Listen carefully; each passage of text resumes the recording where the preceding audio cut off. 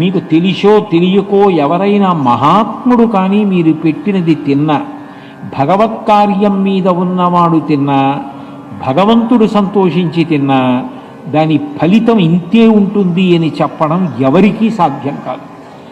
కామాక్షి పరదేవత ఒకనకొకప్పుడు తుండీర మహారాజు గారు సువాసినులందరినీ పెట్టి పిలిచి భోజనం పెడితే అందులో కూర్చుని భోజనం చేస్తోంది.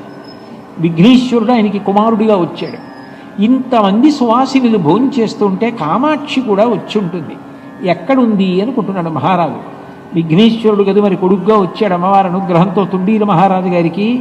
ఆయన గబగబా రాజుగారి ఒళ్ళోంచి దిగి ఆ పిల్లవాడు పాకుతూ వెళ్ళి కామాక్షి పరదేవత భోజనం చేస్తున్న విస్తరి మీద చెయ్యేసి అమ్మా అన్నాడు. అనగానే ఈవిడే కామాక్షి అని రాజు గుర్తుపట్టాడు. వెంటనే కామాక్షి అదృశ్యమైపోయింది. అన్నం తినడం కాదు, ఆ రోజు